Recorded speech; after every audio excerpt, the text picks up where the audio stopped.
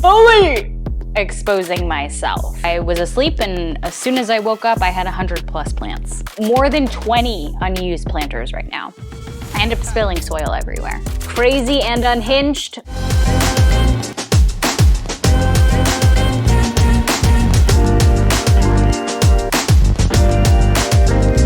Hi everyone, welcome back to the channel. It's Carmiel Marceline, and I'm psyched that you are here. If you are new or if you're returning, hey, chances are you're probably into plants. And lucky for you, so am I. And unfortunately, those close to me think it's pretty unhealthy, but I don't know if you see all this greenery behind me. It's the furthest from that.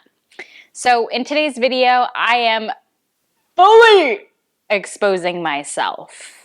I'm going to share 11 signs that you too are a crazy and or unhinged plant lady, man, person, human. Yeah, you're just obsessed with plants. And you know what? Even if you are new on your plant journey or if you've been around the block, a couple of these are probably going to speak to you. And if they don't,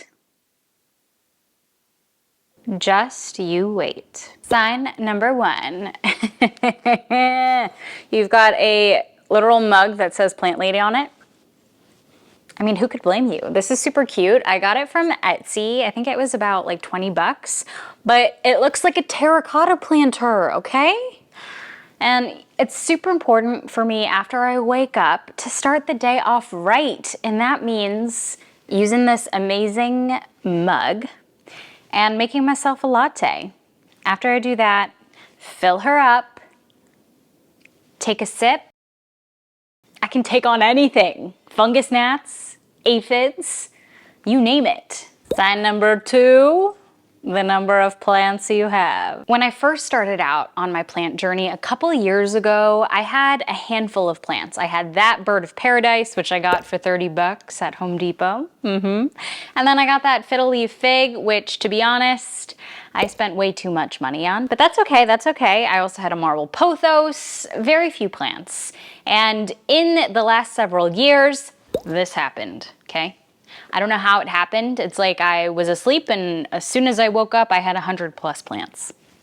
Sign number 3, no space. I live in New York City, so I have very little space. It's funny, on my Facebook plant groups, I see all these women that live in middle of America and they've got huge spaces, greenhouses, and I'm like, one day in my life that'll happen. That is not happening anytime soon. But I've run out of space.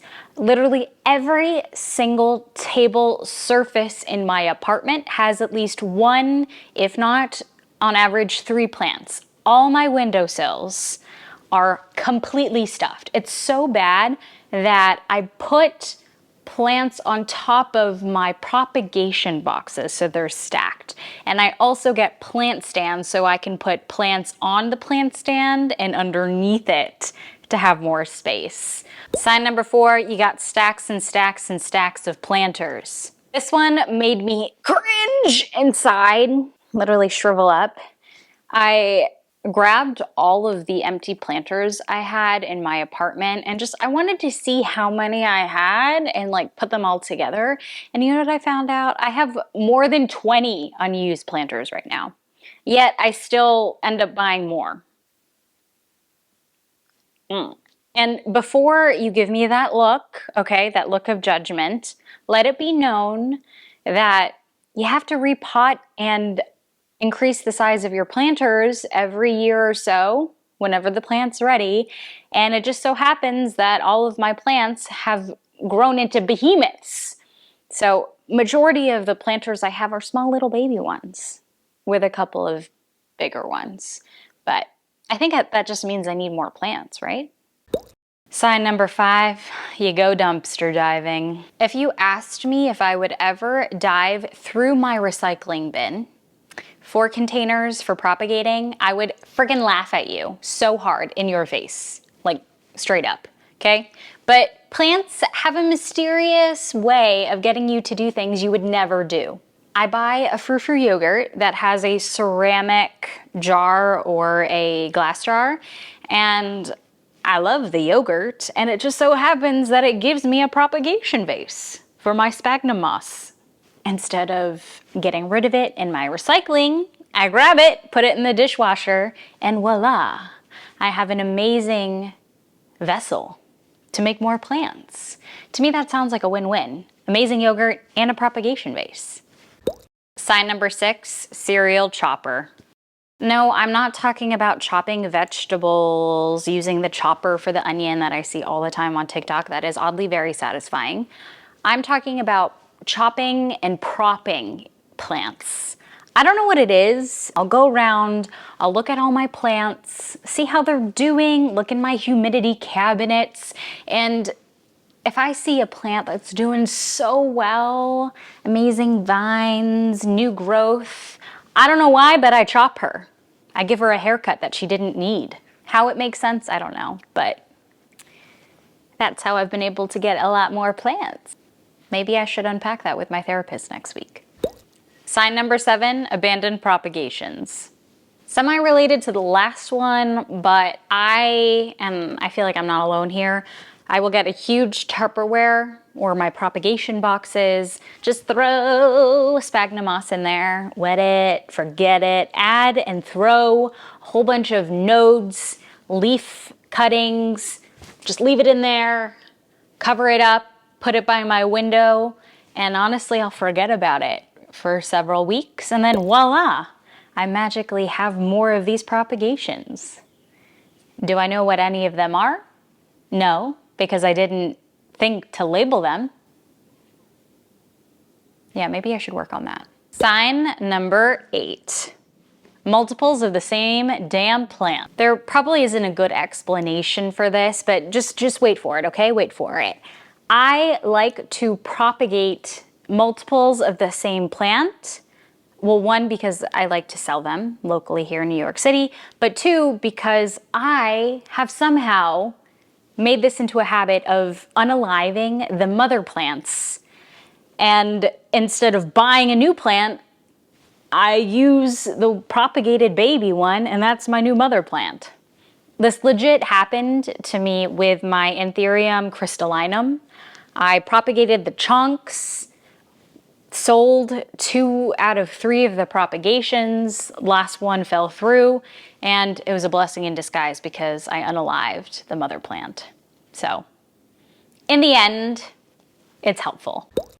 Sign number 9, Butterfingers. The number of times I make a mess because of my plant care regimen is ridiculous.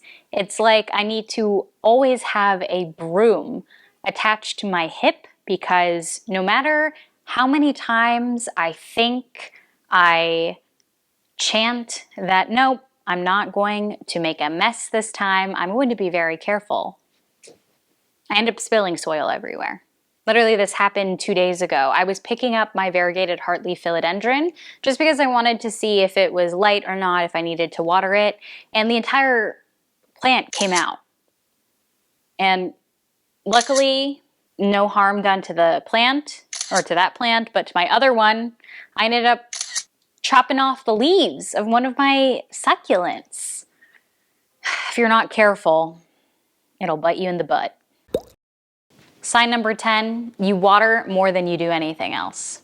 If I could get paid for the amount of time I spend watering, I would have so much money to spend on more plants. So if you want to come up with a business idea that makes that possible, by all means, please. I would love that, and you forever. I hate it as a chore.